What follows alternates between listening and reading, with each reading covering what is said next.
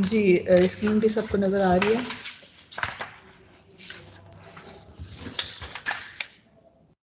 Yes, ma'am. Okay, thank you for answering.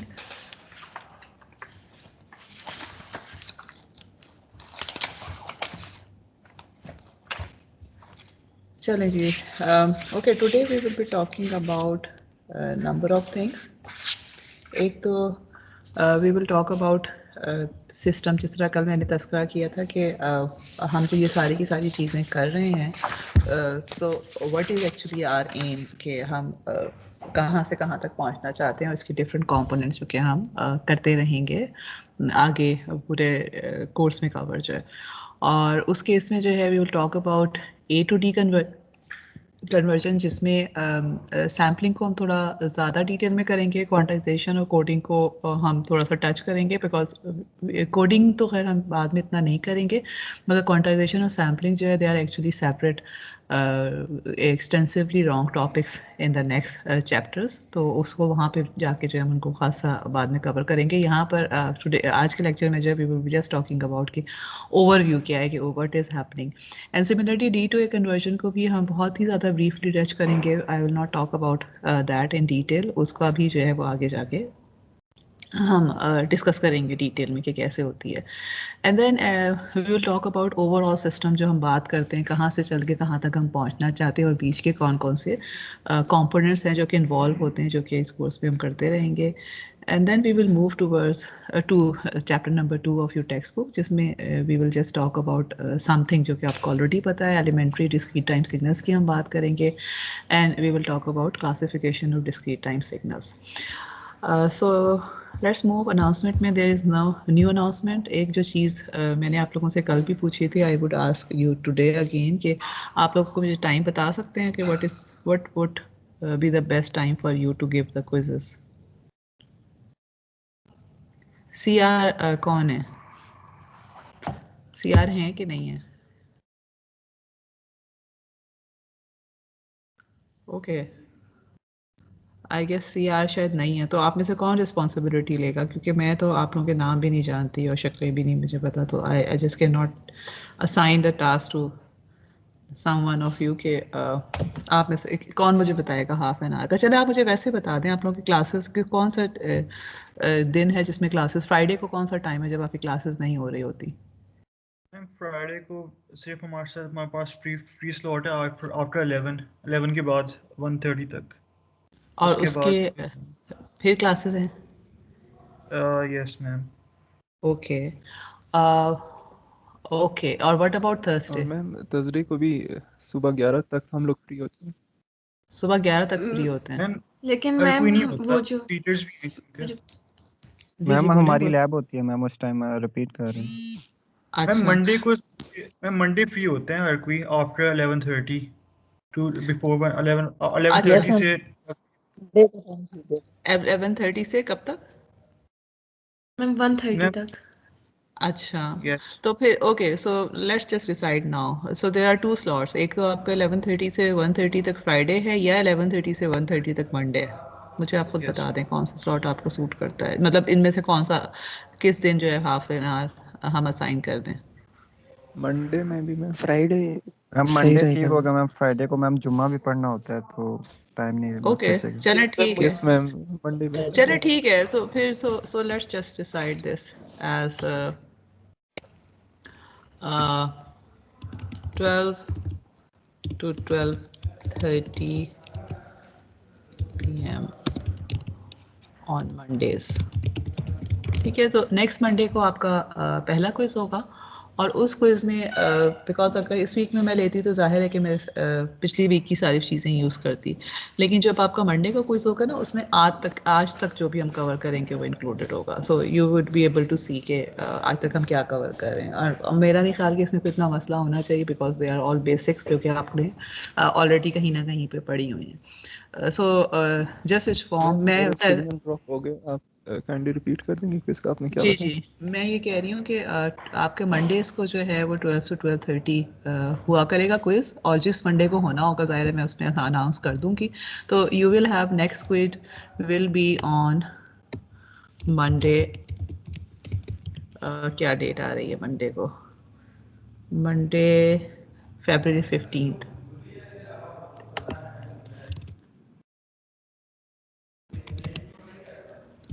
ठीक है, और everything until lecture 5 will be included. So this information is there कि मैं ज़ाहिर लेक्चर भी अपलोड कर दूंगी और मैं उसके आप लोगों के ग्रुप पे भी ये अनाउंस कर दूंगी। सो मगर जो लोग क्लास में मौजूद हैं, for you this information is there कि आप मंडे को जो है वो 12 से 12:30 आपका पहला क्विज होगा, और फिर आप अब जब भी क्विज होगा it will be on Mondays. Assignment खैर मैं आप लोगों की बाद में अपलोड कर दूँगी। So let's talk about this A to D converter के ऊपर हम आते हैं। सबसे पहली जो चीज़ है, actually I should go to this first. अगर आप ओवरऑल सिस्टम की बात करते हैं ना, जिसके बारे में हम बात इस कोर्स में भी बेसिकली करेंगे, so we have actually establish this fact कि मोस्ट ऑफ द सिग्नल्स जो कि हमारे पास रियल टाइम में एग्जिस्ट करते हैं, या इवन आपके पास कैपेसिटर, रेजिस्टर और इस तरह के सिग्नल्स आप जनरेट कर रहे होते हैं, दे आर एनालॉग सिग्नल्स। तो सम हाउ और आप उसको प्रोसेसिंग डिजिटल में करवाना चाहते हैं, बिकॉज वी नो कि there are number of advantages of using the digital systems. तो दिस इज़ ओवरऑल सिस्टम जो कि हम यूज़ करते हैं और जिसके डिफरेंट पार्ट्स जो है वो हमको इस कोर्स में पढ़ेंगे। So what we actually start to do is, अच्छा सबसे पहले जो मेरे पास जो चीज़ यहाँ पर आप लोगों ने अभी तक जो देखा होगा, you would have seen this. यहाँ पे मैंने ये बुक पता नहीं मैंने शायद ऑनलाइन कहीं से ये लिया हुआ है, जो भी ब्लॉक डायग्राम है। So it doesn't have the same notations, लेकिन ये A to D this is A to D converter है and this is D to A converter. ठीक है, सो ओवरऑल बेसिकली ये चीज़ है जो कि हम प्रोसेस करते हैं in the case of signal digitise processing में। ये चीज़ शामिल है कि जब आप डिजिटल करते हैं कि बेसिकली A to D नहीं है, this is A to digital converter है। और इसकी हम अभी बात करेंगे। इसमें आपके पास कौन कौन से शामिल हैं, पॉइंट सैम्पलिंग है, क्वांटाइजेशन का स्टेप है, एंड देन कोडिंग का स्टेप है। ठीक है, कि कोडिंग मीन्स कि यू आर जस्ट बाइनराइजिंग जो भी आपने क्वांटाइजेशन के लेवल लिए हैं। You can be binarising because you want to communicate it to somewhere, कहीं कहीं आप ट्रांसमिट करना चाहते हैं, और यू कैन बी बाइनराइजिंग क्योंकि आप उसको मेमोरी में स्टोर करके उस पर कोई काम करना चाहते हैं। And then this step is actually कि आप उसको प्रोसेस कर रहे हैं इन द डिस्क्रीट डोमेन, जो भी हमारे पास डिजिटाइज सिग्नल है। और यहाँ पे क्या हो रहा है, this is actually digital to analogue conversion, कि सम हाउ हम वो प्रोसेस कर रहे हैं जो कि दोबारा आपको डिजिटल सिग्नल से एनालॉग सिग्नल प्रोवाइड करते हैं। एंड देन देयर इज़, अच्छा माय क्वेश्चन इज़, ये वाली जो चीज़ है वो तो हम थोड़ा सा अभी डिस्कस करते हैं ब्रीफली। ये वाला ब्लॉक जो मैंने एनक्लोज किया हुआ in the rectangle, what is there anyone has any idea कि what is the purpose of this analogue filter जो शुरू में है? मैम बिकॉज ये जी बोलें। हमारे पास मैम सॉरी, जो हमारे पास noise okay signal okay, so it can be one of the purposes, मतलब कि आपके पास जो नॉइज सिग्नल है उसके लिए यूज़ हो सकता है। Any other idea?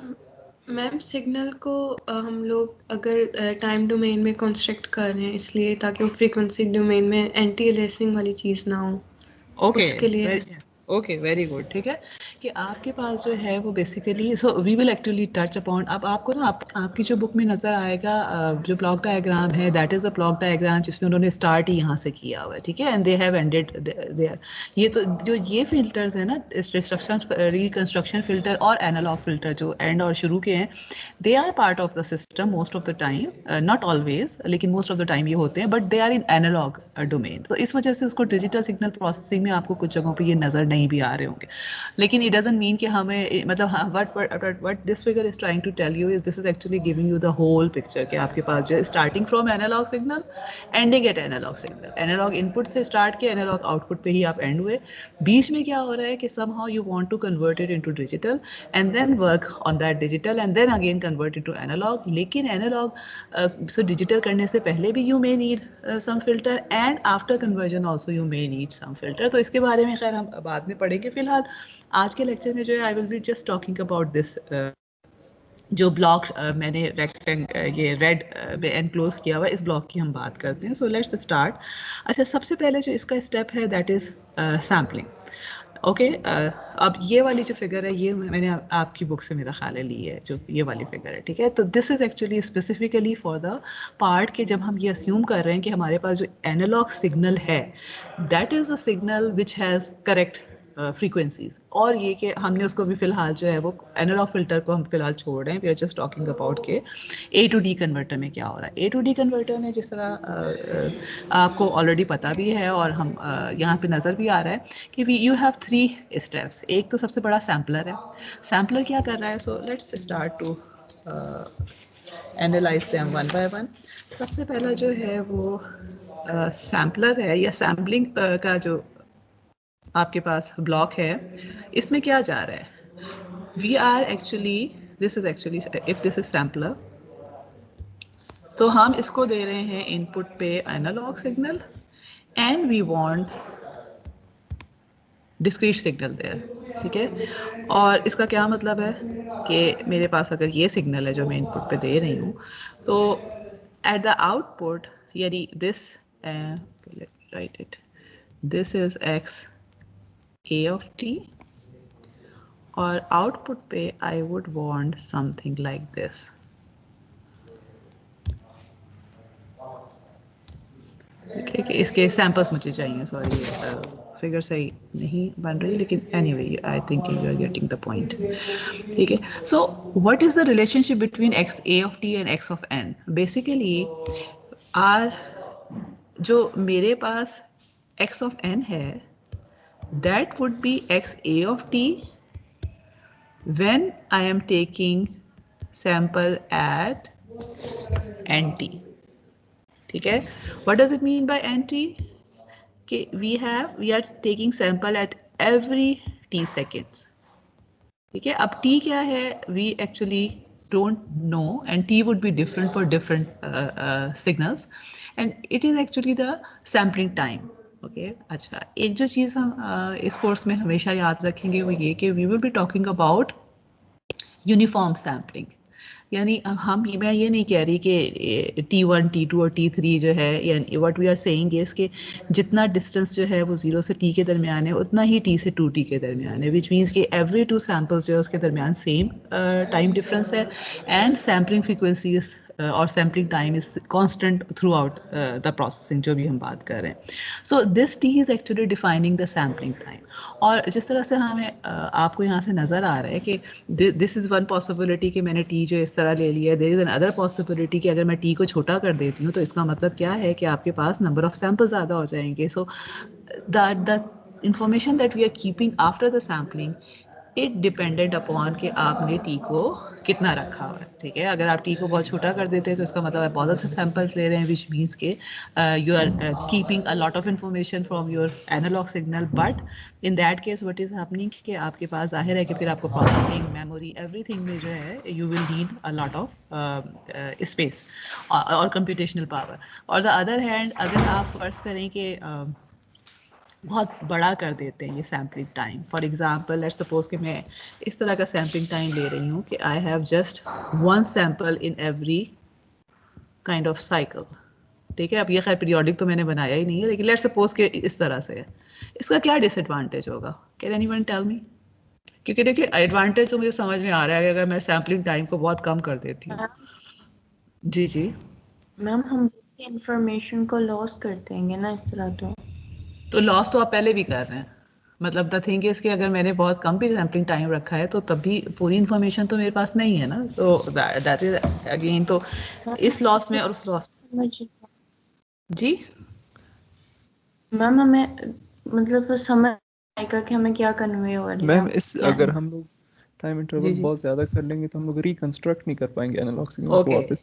ओके ठीक है, दोनों आप लोगों का जो आंसर है वो ठीक है, क्योंकि जो जिन्होंने ये कहा है कि समझ में नहीं आएगा, which is also correct, which is actually kind of saying the same thing कि आपका फर्ज करें कि we are talking about again voice communication की अगर हम बात कर रहे हैं कि स्पीच यहाँ से आप लोगों के एंड तक पहुँच रही है, तो अगर सैम्पलिंग टाइम जो प्रोसेसिंग में बहुत ही कम हो गया है तो इसका मतलब ये है कि वहाँ जब रिकन्स्ट्रक्ट होगा तो इतनी इन्फॉर्मेशन ही नहीं मौजूद होगी कि जिसकी बेस पे वो सही से रिकन्स्ट्रक्ट हो सके, तो you would not be able to understand कि क्या हो रहा है, ठीक है। And then so what we understand from here is कि ideally it looks very good कि आप जितना सैम्पलिंग टाइम ज़्यादा बढ़ा दें तो कम सैंपल रख लें और उसके बाद आपकी प्रोसेसिंग भी कम है, मेमोरी भी कम है. But we can see from here कि अगर आपको कुछ इन्फॉर्मेशन नहीं भी है मैथमेटिकल या कॉन्सेप्ट की जो है, तो you can just see from here कि जितने कम सैंपल्स लेंगे इसका मतलब है कि जो बीच की अटेनुएशन है, for example if I have these 4 samples only, ठीक है, इस तरह के हैं, ठीक है. So I can actually reconstruct it like this, ठीक है, या I can reconstruct it like this, sorry, ठीक है, कि आपके पास रिकंस्ट्रक्शन जो है उसके लिए, क्योंकि देखें जब रिकंस्ट्रक्शन कर रहे हैं तो हम उसमें क्या कर रहे हैं, गैप्स को फिल अप कर रहे हैं ना, ये वाले जो गैप्स हैं. अब मुझे नज़र आ रहा है कि it should be something like this, ठीक है. लेकिन ये कि अगर मैंने इसके सिर्फ एक एक सैंपल उठाए हुए हैं तो इसका मतलब है कि I can make it something like this. And if अगर मैं उससे भी ज़्यादा कर देती हूँ सैम्पलिंग टाइम जो है, तो इस केस में तो क्या हो जाएगा कि अगर मेरे पास ये दोनों सैंपल्स है तो इसको फिल अप करने के लिए I can fill it just like this. So it means कि वो जितनी भी बीच में अटेनुएशन की इन्फॉर्मेशन थी, there is no way for me to get that. On the other hand अगर हम ये ग्रीन वाले सैंपल्स को देखते हैं तो इसका क्या मतलब है कि इस केस में I have these many samples, ये हैं, ये है. So no matter मैं जितना भी crudely उसको वो करती हूँ, cover करती हूँ, I will actually get something similar to whatever was happening at the original signal, ठीक है. So that is something which is obvious from here just by looking at the samples. लेकिन ये कि we know कि इसको हम mathematically भी जो है उस चीज़ को देख सकते हैं. So let's move to the again to the slide. और यहाँ से हम देखते हैं, so this is what we actually just saw कि अगर आप सैम्पल ले रहे होते हैं तो सैम्पलर क्या कर रहा होता है, it is actually giving you the samples which are actually the samples, the values of the analogue signal at every t seconds. और ये जो n है it is going from -infinity to infinity. तो इसका मतलब ये है कि आपके पास नो मैटर कहाँ से कहाँ तक का एनालॉग सिग्नल है, आप उसके सैम्पल्स जो है वो सारों के उठा सकते हैं. Okay, so and we have already defined कि t is the called sampling time, इसको सेकेंड में करते हैं. And then corresponding to the sampling time, there is a sampling frequency also, which is one of the most important things जब हम sampling की बात कर रहे होते हैं, ठीक है. अब अगर मैं आपको अगर if we want to find the relationship between the discrete and the continuous times, अब आप देखें फिलहाल जो हम क्या बात कर रहे हैं कि मेरे पास जो है अभी फ़िलहाल मैंने सिग्नल्स की जो बात की है, स्टिल इन दिस सिग्नल जो मेरे पास x of a and t मैंने लिखा हुआ है, it still has information about the time. So this is just saying कि मेरे पास x ऑफ a t था जो कि लेट्स सपोज कि 1 से 10 सेकेंड तक था, और मैं आपको ये कहती हूँ कि जी हर 0.5 सेकेंड्स के बाद सैंपल उठाना है. तो व्हाट यू विल, ये x of a and t जो है इसके अंदर ये इन्फॉर्मेशन मौजूद होगी कि मेरा पहला सैंपल 0.5 पे है, दूसरा सैंपल 1 सेकेंड पे है, तीसरा 1.5 पे है, चौथा जो है वो and so we keep on moving. जब हम ये इन्फॉर्मेशन भी निकाल देते हैं ना 20 से, तो फिर हमारे पास n आ जाता है, विच इज़ नॉट सेइंग कि पहला सैंपल कितने सेकंड पे लिया गया था. इट इज़ जस्ट सेइंग कि पहला है, दूसरा है, तीसरा है, चौथा है, and so. Okay, this is something important. Again हम सैम्पलिंग में इसको जो है वो बाद में भी डिस्कस करते रहेंगे. But what you need to understand is कि जब आप कन्वर्जन कर रहे हैं ना, if you are writing x of n, which means that this is actually equal to x of n t, which is actually x of a and t, which is actually x of a taken at t equal to n t. तो ये वाली जो relationship है ना, जब हम इसको लिख रहे हैं तो इस टाइम तक we are keeping the information of time also, यानी इसमें हमने टाइम की इन्फॉर्मेशन, अगर मैं इसको प्लॉट करती हूँ ना तो this will be something like this कि ये जो था, ओके लेट्स सपोज कि ये वाला सिग्नल है, सिंपल साइनोसॉइड बना लेती हूँ, इसके सैंपल्स हमने लिए हैं. तो this is x of a t and इसमें क्या है, लेट्स सपोज कि this is from 1 to 5 seconds. अब एंड हम जस्ट फॉर कन्वीनियंस सपोज करें कि हम हर 1 सेकेंड के बाद ले रहे हैं.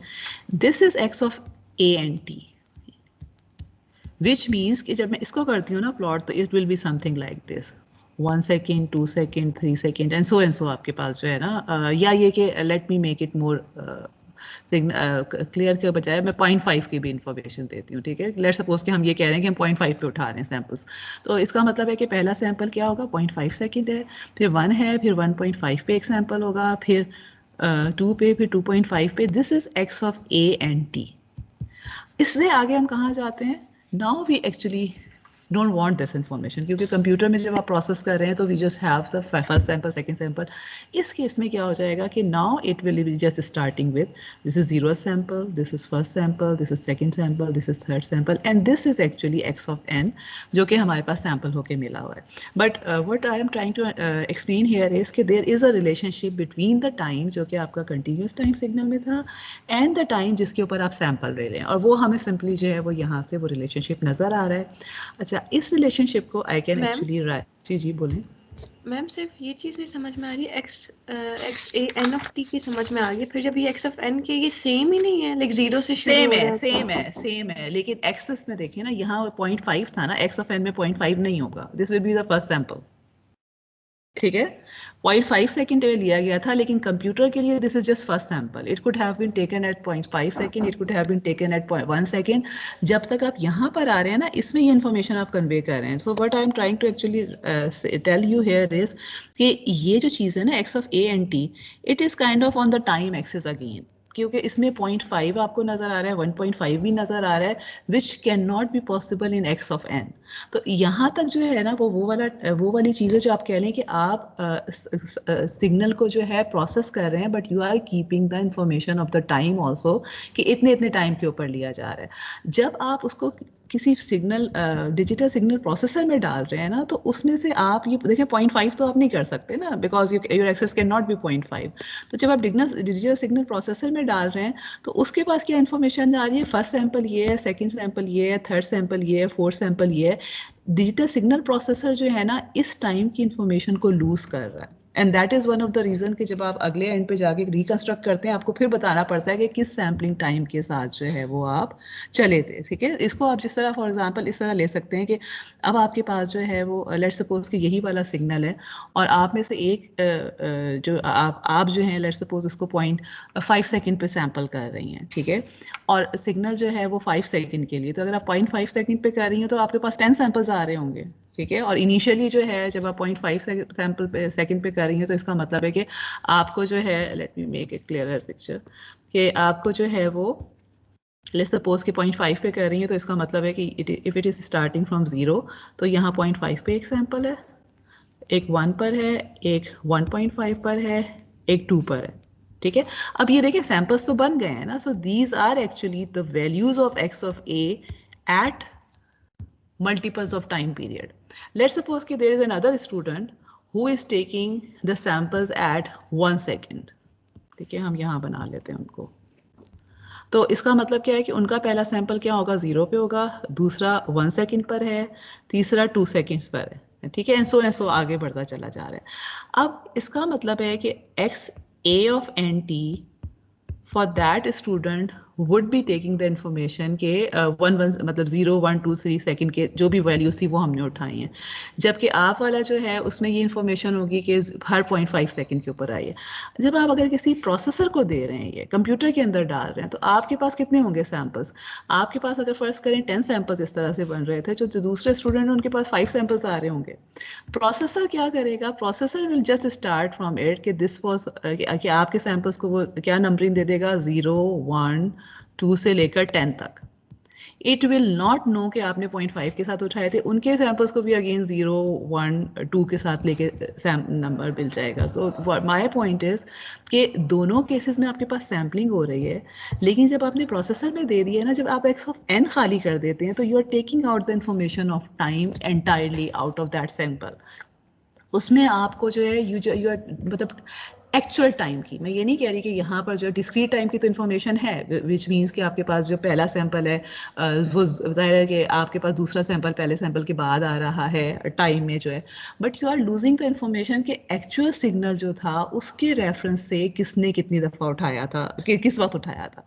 For both of these cases the processor just knows कि मुझे ये जो सिग्नल मिला है, it has 5 samples starting from n equal to 0, and this has 10 samples starting from n equal to 0. but you know कि ये जो information थी आपके पास कि हर 0.5 सेकेंड के बाद आप ले रहे थे, you know that because of the reason कि आपने एक sampling frequency या sampling time define किया हुआ है. and you can see कि इस केस में जो sampling time है, अगर मैं T1 कहती हूँ और इस केस में जो sampling time है T2, they are different.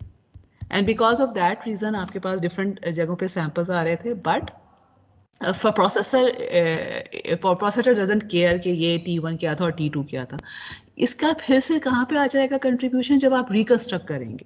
For example अगर फ़र्ज़ करें कि मैं एग्जैक्टली यही रिकंस्ट्रक्ट करना चाहती हूँ सिग्नल, तो जो रिसीविंग एंड होगा उस पर मैं इन सैम्पल्स के दौरान, लेट्स सपोज कि मैंने कुछ नहीं करना, मैं सिर्फ इनको ट्रांसमिट करना चाहती हूँ, इसका मतलब है मैं एग्जैक्टली रिकंस्ट्रक्ट करना चाह रही हूँ. So for your case I will have to fill less amount of data as compare to for the other student, क्योंकि उन्होंने कम डाटा जो है लेके ट्रांसमिट किया हुआ था, और दोनों को जो है वो हम सेम चीज़ रिकंस्ट्रक्ट करना चाहेंगे. तो अदर एंड में I will have to tell कि जी इसकी जो थी वो टाइम पीरियड T1 से उठाया गया था. इसका मतलब है कि अब इसमें जो पहला सैंपल है ना, वो अगर 0 सेकंड पे ले रहा है, जो भी रिकंस्ट्रक्शन वाला मेरा सिस्टम है, उसको दूसरे सेकंड को 0.5 पे प्लेस करना चाहिए, एंड 0 से 0.5 सेकंड के दरमियान का डाटा फिल इन करना है. ऑन द अदर हैंड जो दूसरा वाला केस है, उसमें जो डाटा फिल इन होना है वो 0 से लेकर 1 सेकंड तक का होना है. ठीक है. So you need to actually understand this thing, because this is important कि आपके पास जो है टाइम की information is still there when you are taking the sampling. आप सैम्पल जब कर रहे हैं तो बिकॉज आपके पास एक इनपुट की टाइम इन्फॉर्मेशन है ना, आप उसको सैम्पल कर रहे हैं, तो आप उसको बता रहे हैं ना, ये जो टाइम पीरियड है this is actually time information, कि आप ये बता रहे हैं कि कहाँ से सैंपल उठाने. लेकिन once you are starting to do the processing in digital domain, तो साइंस की इंफॉर्मेशन जो होती है वो ख़त्म हो जाती है. You have information about the samples in discrete domain, samples की इंफॉर्मेशन रह जाती है, first second sample and so and so. Okay, is it clear now? Okay, I don't know कि किसने क्वेश्चन पूछा था, इसलिए मैं आपसे नाम लेके नहीं पूछ सकती. So anyway, so what we are saying is कि हमारे पास जो है, अच्छा अब आपके पास इसका मतलब है कि डिस्क्रीट और कंटिन्यूस टाइम में सिर्फ और सिर्फ चीज़ जो यहाँ से हम देखना चाह रहे हैं वो ये कि we have this relationship between the time जो कि हमने जहाँ से स्टार्ट किया था, जो हमारा जो कंटिन्यूस टाइम सिग्नल था, और जब वो डिस्क्रिटाइज हो गया या हमने उसको डिस्क्रीट कर दिया है, तो this is the relationship is between relationship is this कि T इक्वल टू NTS. हमने तो देखा है ना कि we are taking that signal at every and T seconds, या हम इसको N ओवर f(s) भी लिख सकते हैं. Okay, let's try to understand it with the help of an example.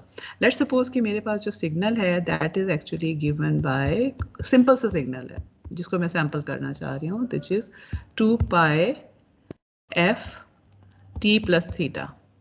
ठीक है, और ज़ाहिर है ये नज़र आ रहा है कि this is a continuous time signal. And let's suppose कि मैं x of a and t करना चाह रही हूँ, सैम्पल सिग्नल की इक्वेशन लिखना चाह रही हूँ. क्या इक्वेशन हो जाएगी सैम्पल सिग्नल की, कौन बताएगा? I don't have the information about t yet, लेकिन मैं इसमें किसको किस चीज़ से रिप्लेस करूँ सैम्पल सिग्नल लेने के लिए? जी मैम, t को हम NTS से ओके, ठीक है, t को हम क्योंकि आपकी बुक में T लिखा हुआ है, इसको NTS भी कह सकते हैं. ठीक है, सैम्पलिंग टाइम अगर आप करना चाहते हैं, NT से रिप्लेस किया and then it will become this is a discrete time signal. और इसको मैं दोबारा से I can write it like this, f over f of s n plus theta every. Okay, so because we know कि हमारे पास f of s is 1 over t. ठीक है, और t is equal to 1 over s. Okay, now अब आप देखें कि जब मैं इस पॉइंट पर आ गई हूँ ना, now this will be a number. Okay, और अब आपके पास जो है this is an equation which is entirely in n. आपके पास t जो था, कैपिटल T जो है वो इस इक्वेशन में नहीं है, बिकॉज हमने f ऑफ s की इंफॉर्मेशन यहाँ पर रख दी है. तो this is actually discrete time signal जो कि हमें मिल रहा है.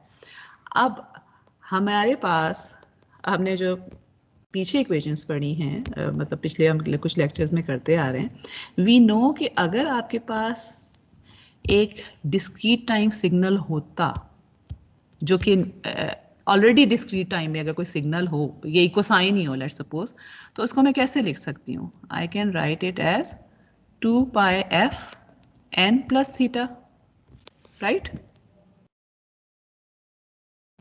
ठीक है, because this is how you write periodic signal in discrete time ना, हमने पीरियोडिक सिग्नल्स को काफ़ी ज़्यादा डिटेल में किया था। तो अगर आपके पास डिस्क्रीट साइन में होता है तो हम कैसे लिख रहे होते हैं, वी एक्चुअली हैव यहाँ पे आपके पास 2πf हो सकता है या ओमेगा एन से हम लिख सकते हैं। तो 2πf या ओमेगा एन, ओमेगा को जो है वो हमने 2πf से यहाँ पे रिप्लेस कर दिया है।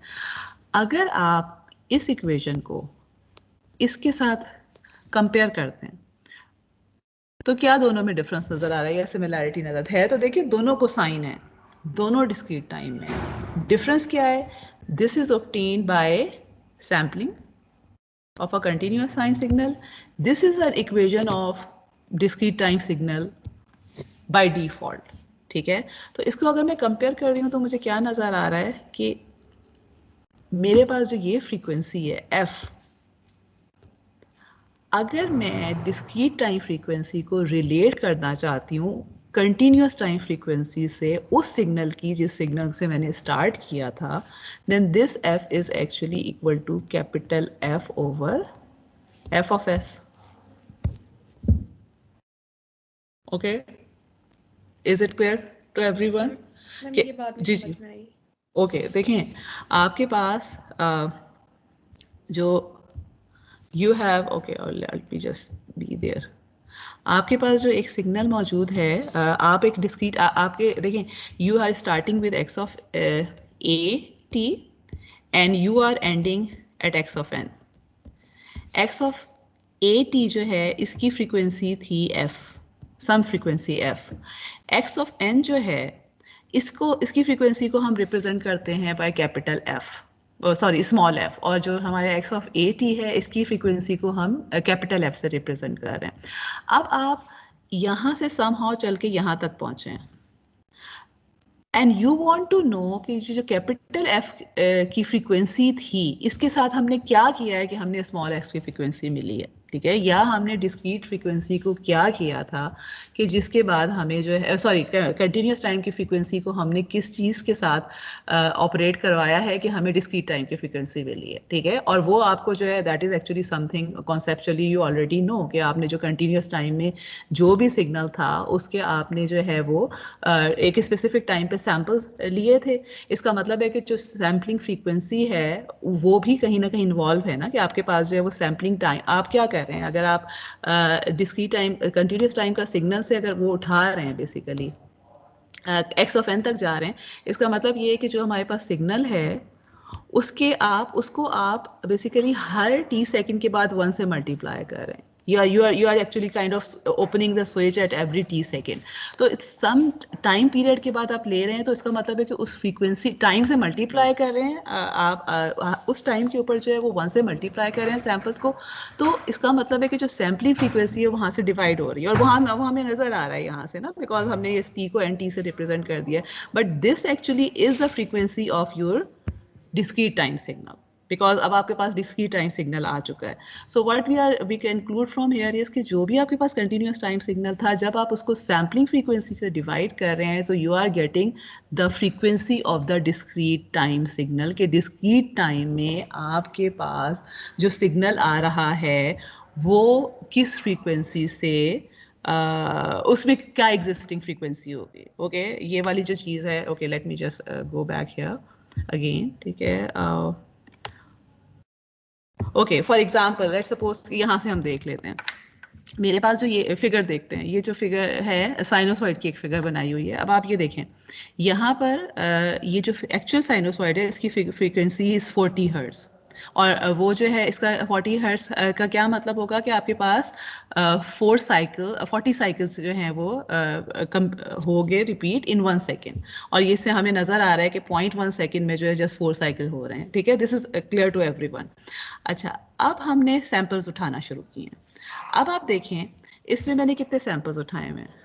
ओके, इस केस में जो है ओके चले इसको भूल जाइए जो हमने अभी तक किया हुआ है, मुझे सिर्फ ये बताइए कि इसमें डिस्क्रीट टाइम जो सिग्नल अगर यहाँ से आ रहा है उसकी फ्रीक्वेंसी कोई फिगर आउट कर सकता है यहाँ से? कंटिन्यूस टाइम की तो यहाँ पे नज़र आ रही है ना कि हमारे पास ये फ्रीक्वेंसी है, ठीक है, विच इज़ एक्चुअली 4 साइकिल्स हैं।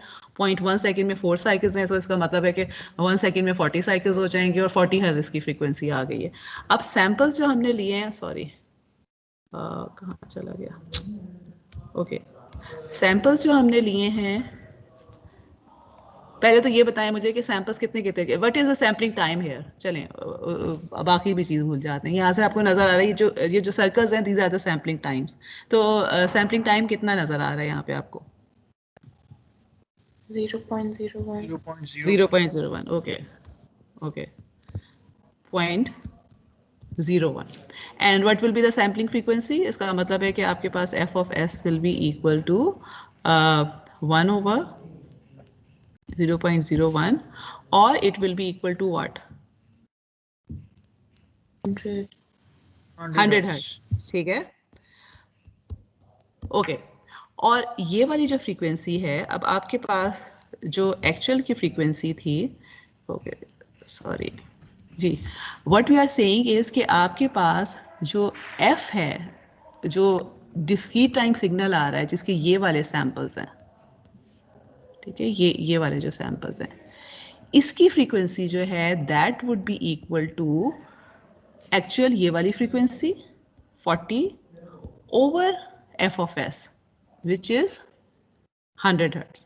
ठीक है, कि हमने जो है वो पीछे से ये इक्वेशन से निकाली, मतलब we are not talking about k जो है, because we have seen this thing from here, कि हमारे पास जब हम वहाँ से सिंपली जो है वो हम जब t को nt से रिप्रेजेंट कर रहे हैं, तो your this thing come out to be f over f of s।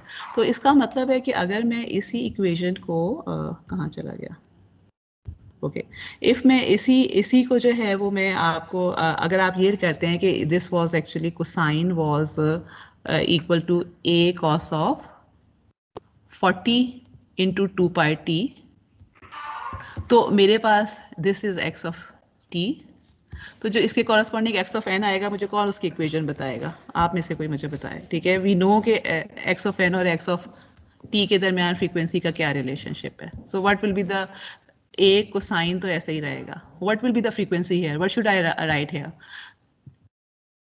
इसको मैं जब n की फॉर्म में लिखना चाहूँ तो क्या हो जाएगा? t को किस चीज से रिप्लेस करूँ मैं?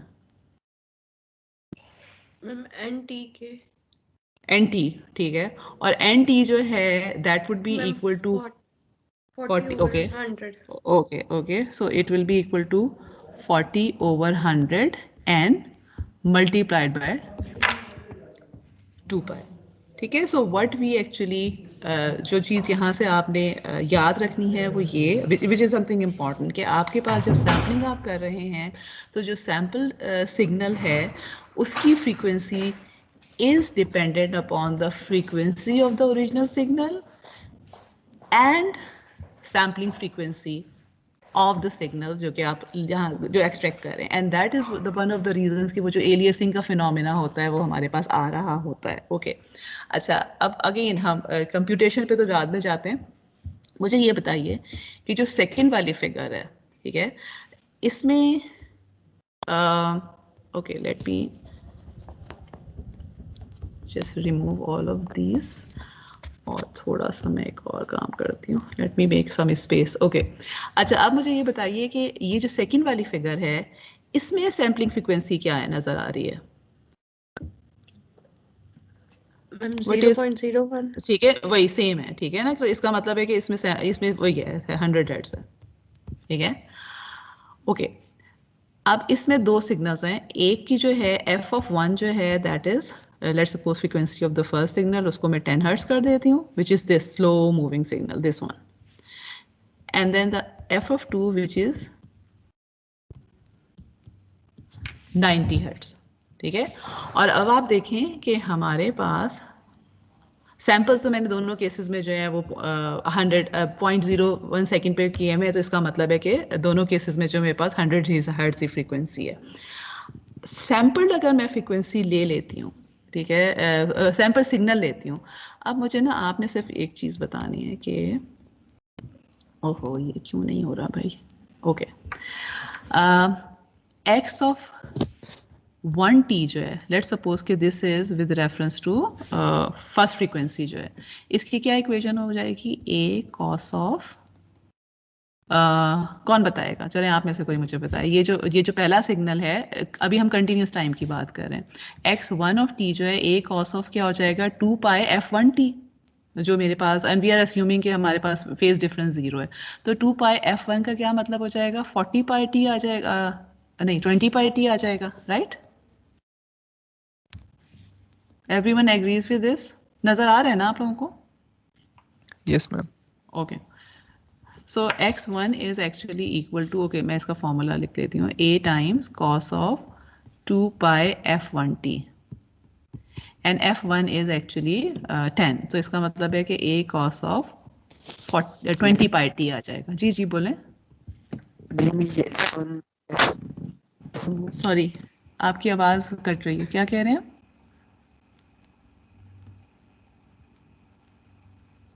ओह सॉरी, अब मुझे लगता है आपका सिग्नल थोड़ा बीच में वो F1 F2 का समझ नहीं आया। देखिए F1 F2 जो है ना जी, F1 जो है ना लो फ्रीक्वेंसी जो सिग्नल है ना, ये जो डैश सिग्नल नजर आ रहा है, ये नजर आ रहा है ना कि लो फ्रीक्वेंसी है, बहुत स्लोली चेंज हो रहा है, तो दिस इज 10 हर्ट्ज, और जो हाई फ्रीक्वेंसी के साथ चेंज हो रहा है, तेजी से चेंज हो रहा है। जी जी F1 F2 का नहीं समझ आया, वो नेटवर्क का इशू आ गया। ओके, x1 जो है ना, okay let me actually let me do,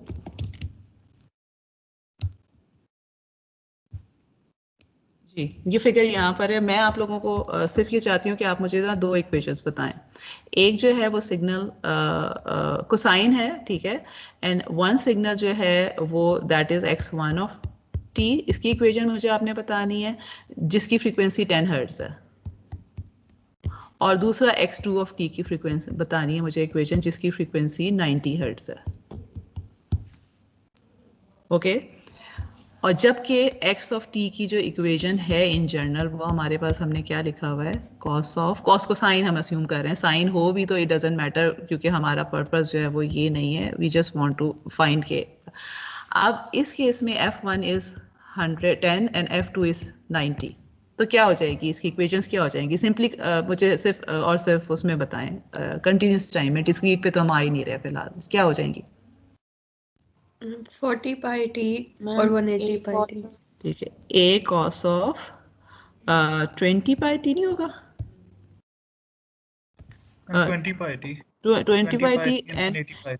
a cos of 180 pi pi T, ठीक है। अच्छा, अब आपको मैं कहती हूँ कि f of s is 100 hertz, मैं कह नहीं रही बल्कि नजर आ रहा है यहाँ से, ठीक है।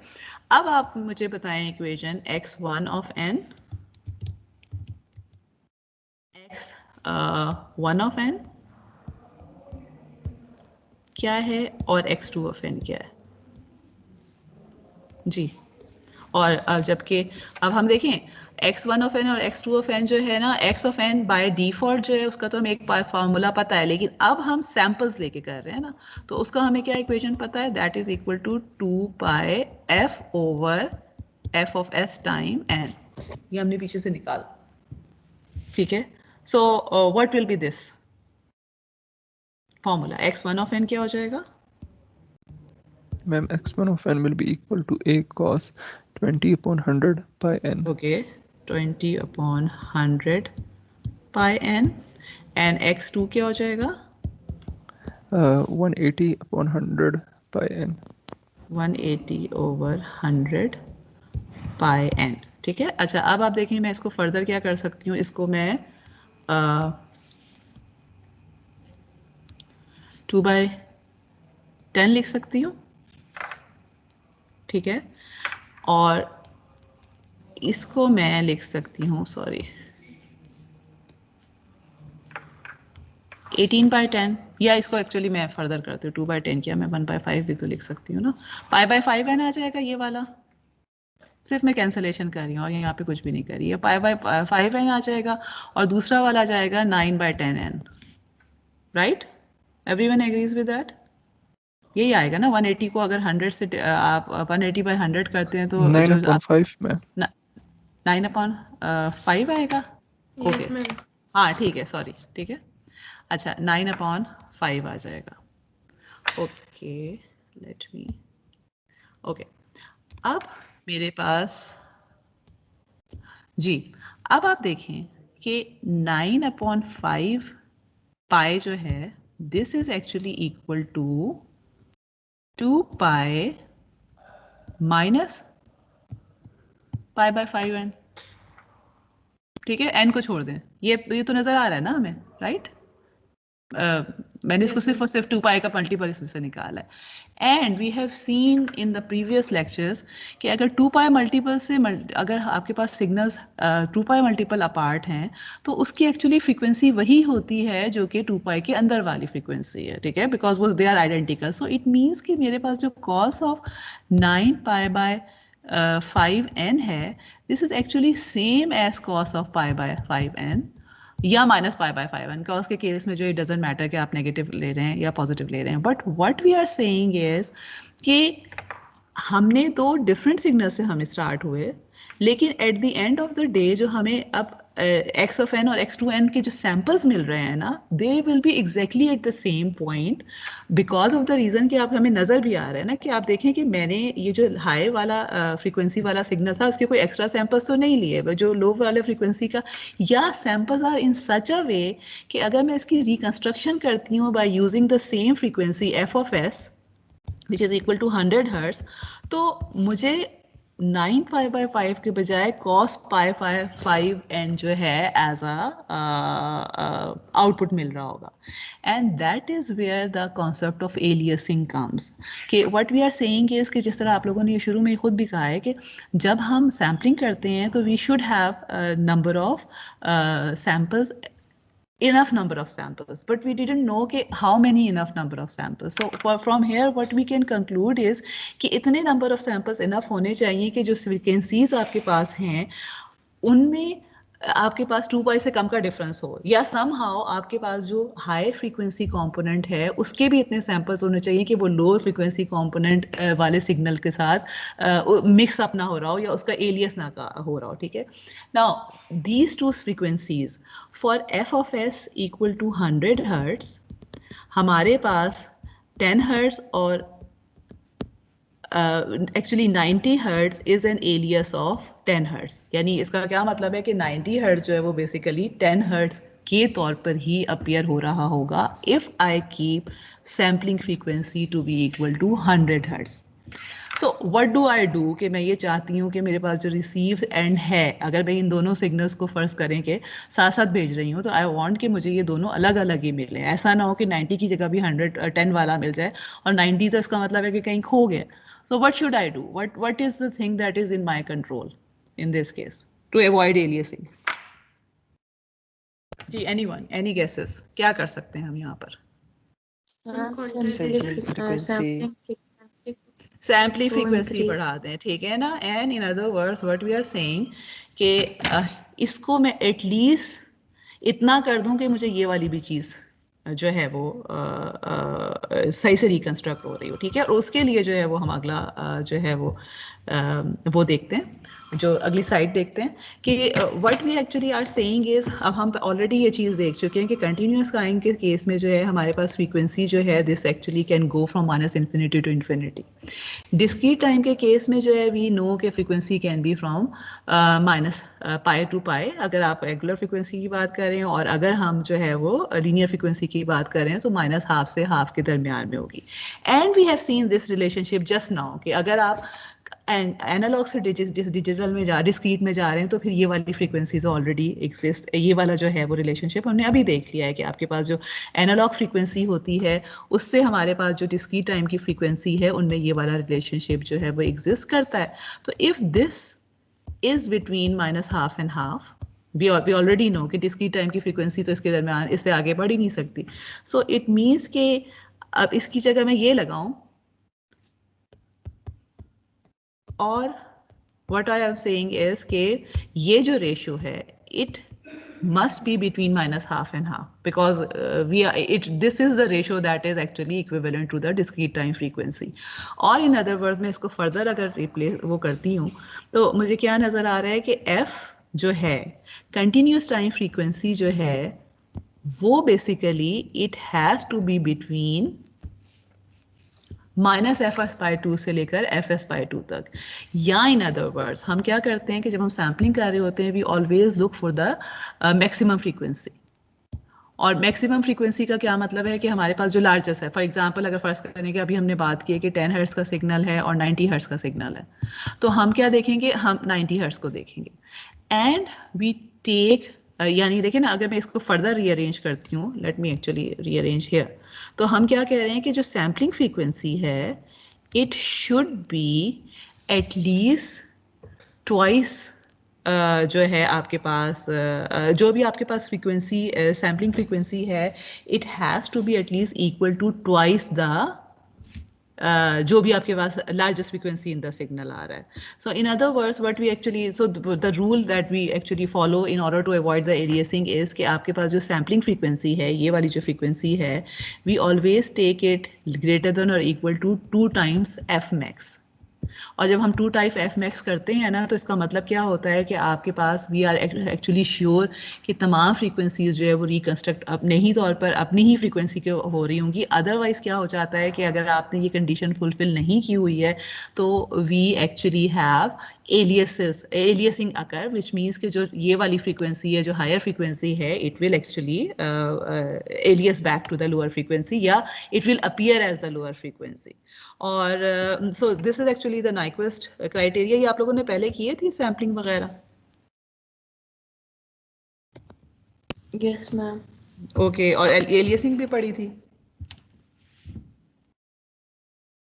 यस मैम पढ़ी थी.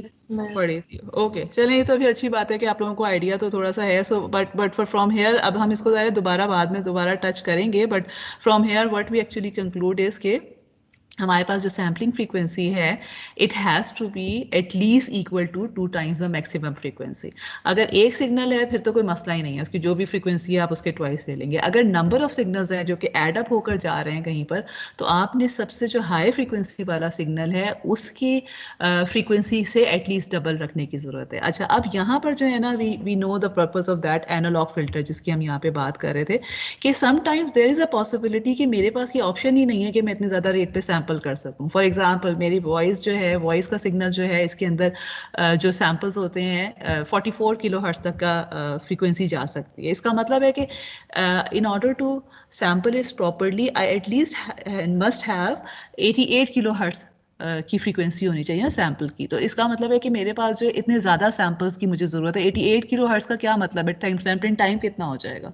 एक सैम्पल में 1 सेकंड में कितने मुझे सैम्पल्स भेजने पड़ेंगे? 88 किलो हर्ट्ज का क्या मतलब है कि 88,000 सैम्पल्स 1 सेकंड में मुझे भेजने की ज़रूरत है अगर मैं इस सिग्नल को, इस स्पीच सिग्नल को फुली रिकवर करना चाहती हूँ, विच इज़ समथिंग एक तो अनडिज़ायरेबल भी है because most of the time we are not concern with the different characteristic of the speech signal. बस समझ में आ रही है तो it's okay, it doesn't matter कि आपके पास जो है पिच और दूसरी क्वालिटीज़ जो हैं वो वॉइस की ठीक है कि नहीं, अनलेस एंड अनटिल आप गाना सुन रहे हैं कहीं से जो है ना, तो उसमें डेफिनेटली आप यू डोंट वांट के सारे सिंगर्स एक ही आवाज़ पे गाना गा रहे हैं. ठीक है, तो उन that case it would matter. लेकिन जिस तरह अगर लेक्चर आप सुन रहे हैं तो इट डजंट मैटर कि आपके पास सारी जो है करेक्टरिस्टिक्स सही आ रही हैं कि नहीं आ रही हैं. एंड मोस्टली जो करेक्टरिस्टिक्स होती हैं ना वो 44 किलो हर्ट्ज तक जा रही होती हैं. जो एक्चुअली स्पीच itself है वो 8 किलो हर्ट्ज तक इट्स इनफ के, या शायद 4 किलो हर्ट्ज तक होता है. सो द पॉइंट इज कि instead of going till 44 kilo hertz हम ये चाहेंगे कि हम उसको पहले से एनालॉग फिल्टर लगा के उसको कट ऑफ कर दें. हम इतनी फ्रीक्वेंसी रखें. हम मोस्टली जब आप स्पीच का अगर आप सिग्नल को ट्रांसफ़र कर रहे होते हैं तो सबसे पहला काम क्या होता है कि एनालॉग में ही जो है वो लो पास फिल्टर लग जाता है कि उसमें जो है वो तो. सो आप देखिए 4 किलो हर्ट्ज लगाने का क्या फ़ायदा होगा कि अब मुझे सैम्पलिंग फ्रीक्वेंसी जो है वो 8, 10 में कुछ भी कर देती हूँ तो उससे मेरा बहुत अच्छा सिग्नल जो है वो ट्रांसफ़र हो जाएगा. जबकि 88 किलो से जो है वो हम 8 किलो हर्ट्ज पर आ गए. नाउ माय क्वेश्चन इज कि फर्ज करें मैं सारा का सारा भेज ही दे दी और उसको 8 किलो हर्ट्ज पे भेज दूँ, एलियसिंग हो जाएगी, तो क्या फ़र्क पड़ेगा एलियसिंग होने से? कोई आप में से ये आंसर कर सकता? ये हम कह रहे हैं ना कि वो नहीं मिलेंगे, लेकिन ना मिले वो हमें, वो दूसरे के तौर पर नहीं मिल जाए, what would happen then? Ma'am वो ओवरलैपिंग हो जाती है ना, उसकी वजह से हमारे पास मतलब बहुत सारी इंफॉर्मेशन उसमें से लॉस हो जाएगी. लेकिन जब हम पहले से ही उसको फिल्टर करते हैं तो वो हमारे पास ये होगा कि मतलब जो उसकी ओवरलैपिंग की वजह से हमारे पास इंफॉर्मेशन लॉस हो रही है, वो हमारे पास वो नहीं होगी। जी बिल्कुल, दैट्स एक्चुअली करेक्ट, क्योंकि देखिए जब आप फिल्टर आउट कर रहे हैं ना तो you know what information you are losing. आपने पहले से जब लूज कर दिया तो if I am filtering it till maybe 4 kilo hertz या 8 किलो हर्ट्ज, तो मुझे पता है कि 8 से लेकर 88 तक की जो करेक्टरिस्टिक थी मैंने उसको ड्रॉप कर दिया ना, ओके विद दैट। लेकिन अगर आप 88 के साथ सारा का सारा भेज रहे हैं and you are actually transferring it with let's suppose के 8 किलो हर्ट्ज की फ्रीक्वेंसी के साथ, तो इसका मतलब है कि आप उसमें से एलियसिंग ज़बरदस्ती करवा रहे हैं, ठीक है। और ज़बरदस्ती एलियसिंग का मतलब है कि देयर आर हायर फ्रीक्वेंसीज जो कि हमेशा लोअर पे जाके लोअर के तौर पे अपीयर हो रही होंगी, विच मे result in undesirable things added to the actual voice, because you don't actually know कि alias होके जो signal आ रहा है उसके क्या characteristics हैं। And actually there is an interesting thing also कि there are certain applications के जहाँ हम aliasing करवाते हैं because we want the signals of higher frequency to map on the lower frequencies, ठीक है। but again यानी जो चीज़ यहाँ पे हमें क्लियर करने की ज़रूरत है कि वो aliasing is not always bad। अगर मेरा पर्पज़ ही यही है कि मैं चाहती हूँ कि higher frequencies as a lower frequency appear हों, तो I would do the same thing कि मैं हायर फ्रीक्वेंसीज को भी लो सैम्पलिंग फ्रीक्वेंसी के साथ जो है वो ट्रांसमिट कर दूंगी या प्रोसेस करूंगी। लेकिन ये कि for most of the cases this is not desirable, तो उससे अवॉइड करने का तरीका ये होता है कि हम पहले ही कट ऑफ लगा देते हैं ताकि हमें पता हो कि जो चीज़ हमने लूज़ की है, हमने जो इन्फॉर्मेशन हमें नहीं चाहिए थी, या we actually have the control over कि हम क्या रखना चाह रहे हैं और क्या लूज़ करना चाह रहे हैं। Okay, any question till now? Otherwise quantization वगैरह को क्योंकि हमने बहुत ज़्यादा टच नहीं करना, तो I will just take 1 minute on that and then कल से जो है I want to start next chapter. So अगर कोई क्वेश्चन नहीं है सो लेट्स जस्ट, अच्छा इसकी एग्जांपल मैं अब दोबारा नहीं करवाऊंगी बिकॉज ये एग्जांपल हमने ऑलरेडी कर लिए। ये बुक की एग्जांपल है, जो एग्जांपल मैंने आपको करवाई है उसमें 10 और 50 के बजाय मैंने 90 हर्ट्ज लिया था, और यहाँ पे जो सैम्पलिंग फ्रीक्वेंसी बुक की एग्जांपल में 40 हर्ट्ज है। We actually took it to be 100 hertz, but it doesn't matter. आपको आई वुड एडवाइस कि आप ये बुक की एग्जांपल खुद जो है वो करके ज़रूर देखिएगा। सो लेट्स जस्ट टच क्वांटाइजेशन, और क्वांटाइजेशन को भी हमने ज़्यादा डिटेल में नहीं करना। क्वांटाइजेशन में जो है ना जो ये लिखा हुआ है that is from your book, और इसको जो है वो हम अभी थोड़ी देर में पढ़ते हैं, बट लिखने इससे पहले जो है let's actually have a look at this table.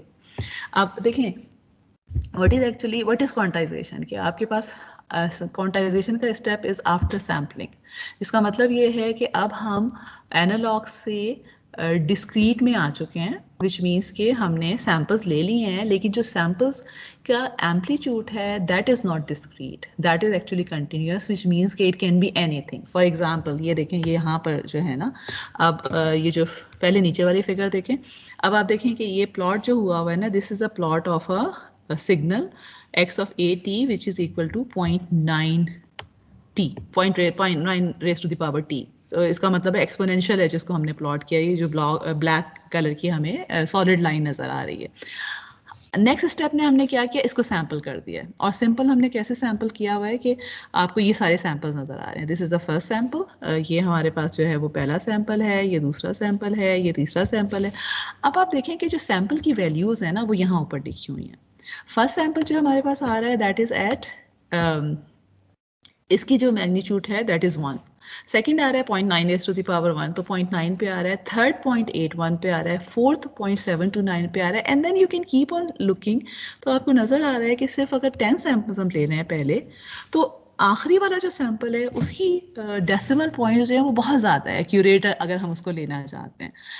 अब मैं अगर इसको कन्वर्ट करना शुरू करूं इन बिट्स, बिकॉज आपको पता है कि क्वांटाइजेशन के बाद अगला क्या है, कोडिंग है। कोडिंग का मतलब है कि हम हर को जो है वो नंबर ऑफ बिट्स एलोकेट करना चाहते हैं हर मैग्नीट्यूड को, बिकॉज ऑफ द रीज़न कि मैं 1 को जो कोई बिट दूंगी, मतलब ये 9 सैम्पल्स हैं, तो हर 9 में से 9 के सैम्पल्स जो हैं वो बिट्स की फॉर्म कॉम्बिनेशन में जो है वो आगे जा रहे होंगे, कोड की फॉर्म में जा रहे होंगे।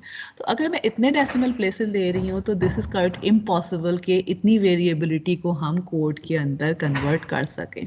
सो व्हाट वी डू इज़ कि हम अब एम्पलीट्यूड को भी डिस्क्रिटाइज कर देते हैं। विच मीन्स कि हम उसको समहाउ ये आप जैसे यहाँ पे नज़र आ रहा है कि हम जस्ट सिंगल डेसिमल तक रखना चाह रहे हैं, ठीक है। Again this is our own choice कि हम किस हद तक जो है उसमें क्वांटाइजेशन करना चाह रहे हैं। अब इसमें इन्होंने जो सेकंड और थर्ड कॉलम है उसमें डेसिमल प्लेसेस को जो है वो जस्ट सिंगल डेसिमल प्लेसेस तक रखा हुआ है, लेकिन these are two different ways of doing the thing.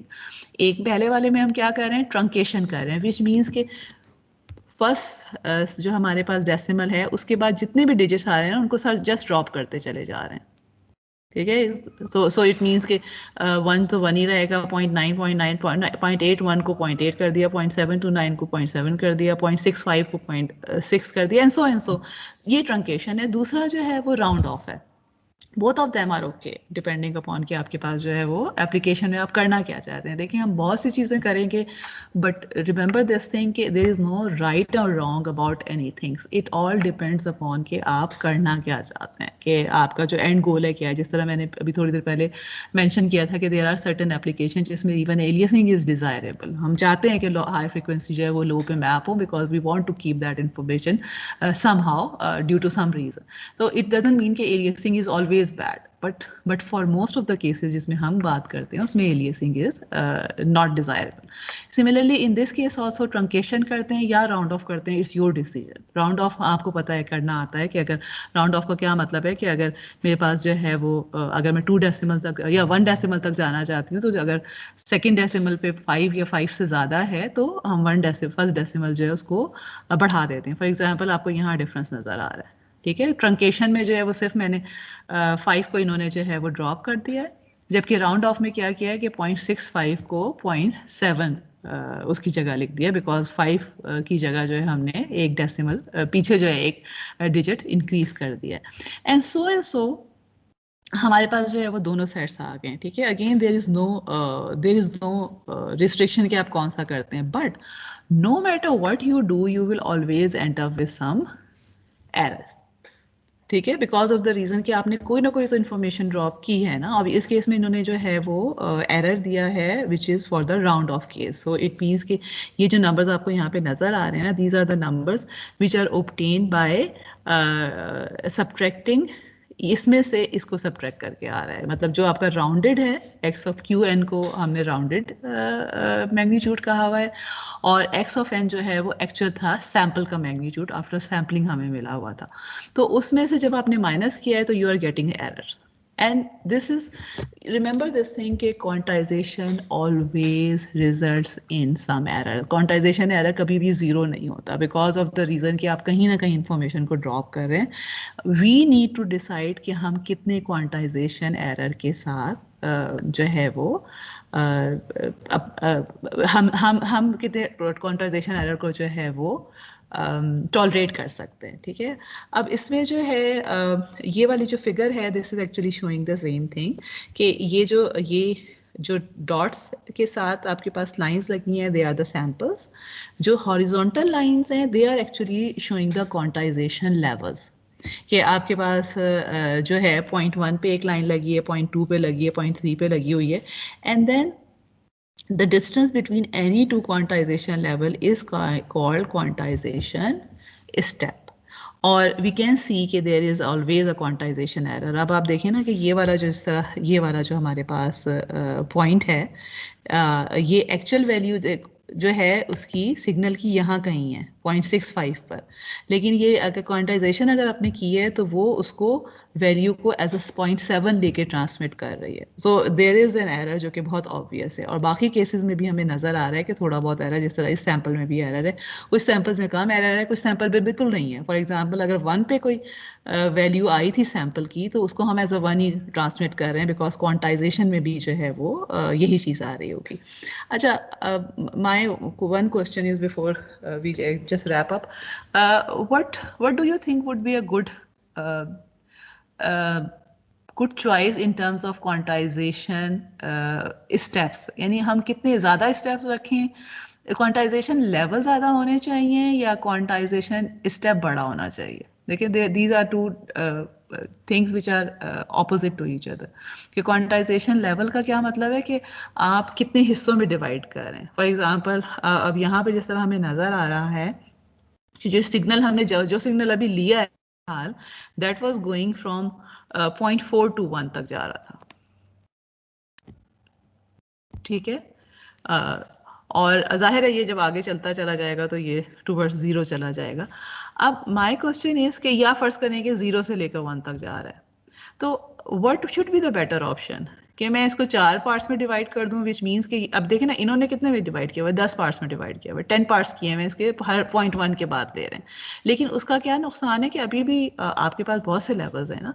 अब इससे बेहतर ये नहीं है कि अगर मैंने इन्फॉर्मेशन को कम ही करना है तो मैं इसको 0.1 के बजाय लेट्स सपोज अगर मैं 0.2 के डिफाइन कर दूं, यानी मैं ये कह रही हूँ कि पहला वाला जो है वो यहाँ पर है, ठीक है, दूसरा जो है वो यहाँ पर है स्टेप, तीसरा स्टेप यहाँ पर है, and anything which is in between these steps would actually go to the upper level of quantization। यानी अगर आपके पास ये जो सारे के सारे नंबर्स हैं ना, ये बेसिकली 0.6 पे जाके मैप हो रहे होंगे, इन सारों को जो है वो एज अ 0.6 हम ट्रांसमिट कर रहे होंगे, बिकॉज हमने क्वांटाइजेशन लेवल डिफाइन ही ऐसे किया हुआ है कि या तो 0.4 पर है या 0.6 के ऊपर है, और हम ये कह रहे हैं कि जी ये ऊपर वाले की तरफ जा रहा होगा।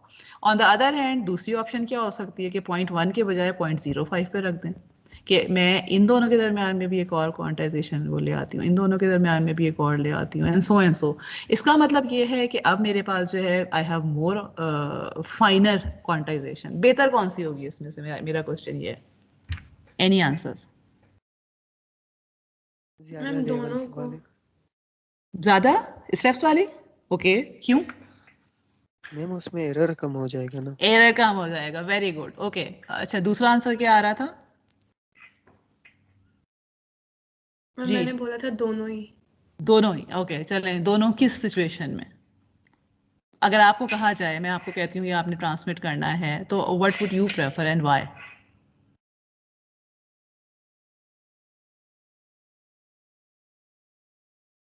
ठीक है, okay okay, let me answer it, क्योंकि काफ़ी ज़्यादा जो है वो डिले हो रहा है। Again there is no right और wrong answer, it depends upon कि आपका एंड गोल क्या है। जिस तरह अभी आप में से किसी ने कहा कि स्मॉलर इंटरवल्स होने चाहिए बिकॉज ऑफ द रीज़न कि एरर कम हो जाएगा, लेकिन एरर कम होने के साथ क्या हो जाएगा? आप देखिए अगर मैंने अभी क्वांटाइजेशन लेवल्स डिफाइन किए तो 10 लेवल्स आ रहे हैं। इसका मतलब है कि जब मैं बिट्स में अगर इसको करती हूँ ना, मैं कोड करती हूँ, तो कोडिंग करने के लिए इसका मतलब है कि एटलीस्ट मुझे 10 कॉम्बिनेशंस तो चाहिए ही हैं, या ये कि मेरे पास जो लेवल्स हैं अगर वो 10 लेवल्स आ रहे हैं तो आई नीड टू, हम देखें जब बाइनरी में इसको कन्वर्ट करते हैं तो I need some number b और सम नंबर ऑफ बिट्स, जिससे मुझे 2⁻⁴ b must be greater than 10, क्योंकि या इक्वल टू 10 एटलीस्ट जो है, या in other words what I we can see here is के अगर मैं b जो है अगर मैं 4 बिट्स के कोड्स बना लूँ तो I will get 16 different combination. तो उस 16 डिफरेंट कॉम्बिनेशन में से 10 को मैं 10 लेवल्स में डिवाइड जो है वो दे के और मैं ट्रांसमिट कर सकती हूँ डेटा को, ठीक है। ऑन द अदर हैंड अगर 20 हो जाएगा तो इसका मतलब क्या हो जाएगा? मुझे कितने बिट्स चाहिए होंगे? एरर तो कम हो जाएगा, लेकिन मुझे अब ट्रांसमिशन के लिए एक को ट्रांसमिट करने के लिए कितने बिट्स चाहिए होंगे? मुझे एटलीस्ट 5 बिट्स चाहिए होंगे, बिकॉज इससे अगला वाला जो नंबर है क्लास स्टार्ट होगी दूसरी। ओहो सॉरी, अच्छा सॉरी मुझे नहीं पता था।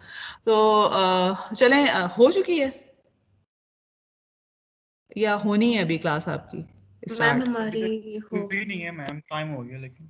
ओके अच्छा चलें, बस फिर मैं यहाँ पे रैप अप कर देती हूँ कि वैसे भी ये ऑलमोस्ट कंप्लीट हो गया कि we just would actually want to take whatever is the important for us। अगर हमें ये पता है कि हम बहुत ज़्यादा बिट्स को ट्रांसमिट नहीं करना चाहते या प्रोसेस नहीं करना चाहते बिकॉज ऑफ द रीज़न कि उससे हमारे पास अगेन प्रोसेसिंग पावर बहुत ज़्यादा हो जाती है या मेमोरी बहुत ज़्यादा हो जाती है, तो हम नंबर ऑफ लेवल्स को कम करेंगे और ज़्यादा एरर के साथ जो है वो सरवाइव करेंगे।